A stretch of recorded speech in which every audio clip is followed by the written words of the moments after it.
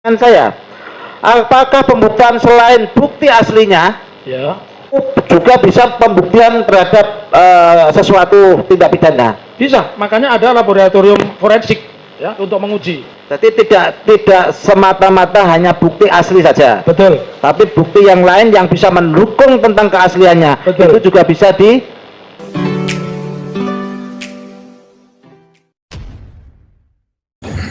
Assalamualaikum warahmatullahi wabarakatuh. Jumpa lagi dengan saya di channel Gagasan Progresif 9, sahabat sebangsa dan setanah air di mana saja Anda berada. Kembali kita mengupdate ya sesi persidangan Sugi Nur dan Bambang Trimulyono yang kemarin ini adalah persidangan ke-11 dengan saksi ahli ya ini dari pihak ya Sugi Nur dan Bambang Tri yang dihadirkan. Beliau adalah Dr. Taufik, ahli pidana. Ya, memang dia ini sudah sering ya dihadirkan di persidangan sebagai seorang ahli pidana.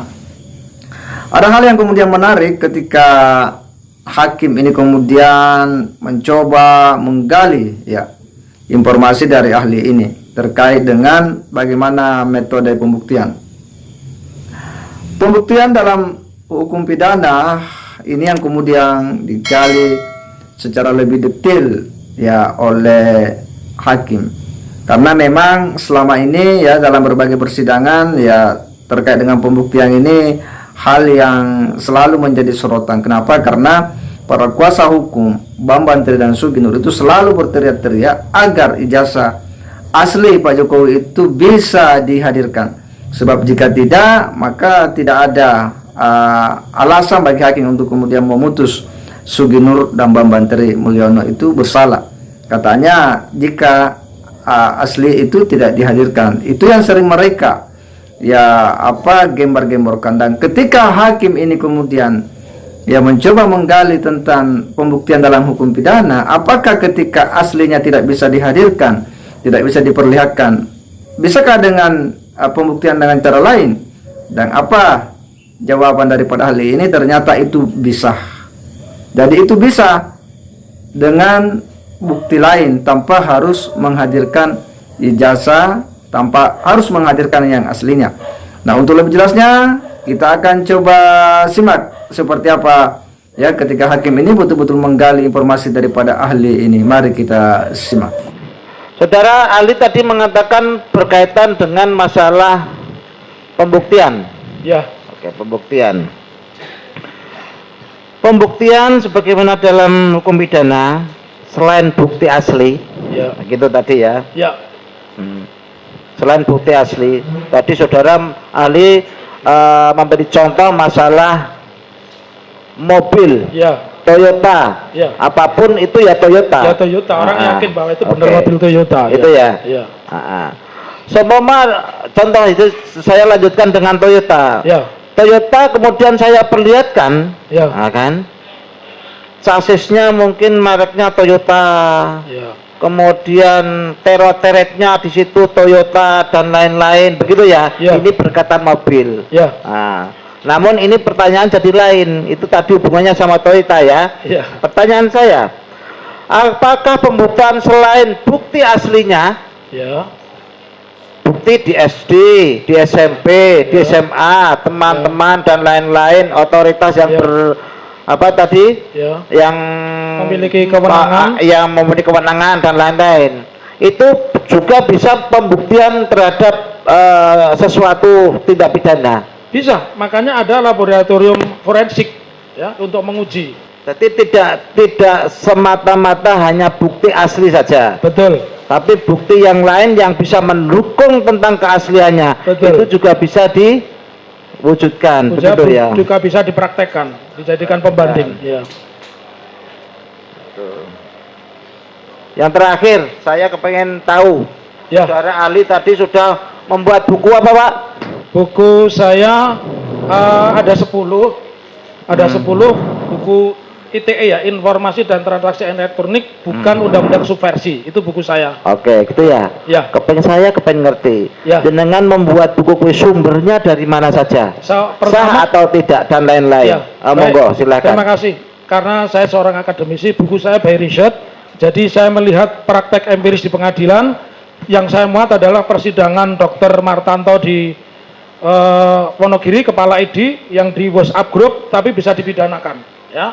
Kemudian buku saya juga memuat pengalaman empirik seorang kolonel dan rem yang dicopot karena istrinya ternyata berseberangan dan menyatakan di medsos dia pendukung Prabowo. Jadi buku saya sumbernya adalah satu pengalaman empirik, ya. Kemudian yang kedua by research, saya mengumpulkan putusan pengadilan dan saya juga mendasari pada catatan-catatan teori-teori atau pendapat seseorang. Jadi itulah sumber buku saya. Jadi orang boleh menulis buku, tetapi harus menjelaskan sumber datanya dari mana, ya. Kalau dia mengaksesnya dari internet harus disebutkan internet real time-nya kapan. Kalau dia dari buku, karena ini bicara tentang teori informasi, teori Alvin Toffler, ya, dia tentu harus mengutip dari buku siapa. Terus yang terakhir, buku saya ini saya lengkapi dengan data-data perkara yang berhubungan dengan informasi dan transaksi elektronik yang saya dapatkan dari media cetak maupun media online. Begitu Bapak yang kami hormati. Ya, itulah ya jawaban daripada ahli pidana ini ketika beliau ditanya secara ya lebih mendalam oleh hakim untuk kemudian mengetahui terkait dengan ya pembuktian dalam hukum pidana, ya. Ketika asli itu, bukti asli itu tidak bisa dihadirkan. Dia pun menganalogikan soal ya mobil Toyota, ya.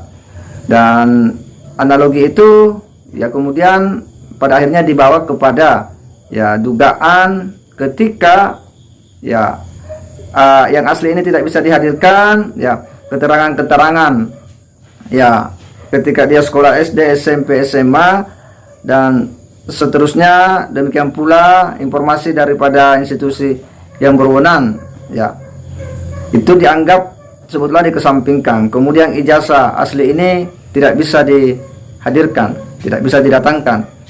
Adakah ya bukti lain yang bisa kemudian dijadikan ya sebagai dasar bukti dalam hukum pidana, ya? Atau adakah pembuktian lain yang bisa dilakukan ketika asli itu tidak ada, tidak bisa dihadirkan? Ya, dengan tegas jawaban daripada ahli ini mengatakan iya bisa, ya. Jawabannya bisa, ya salah satunya adalah dengan uji laboratorium forensik. Ya, itu bisa menjadi ya pembuktian ketika yang asli ini tidak bisa didatangkan.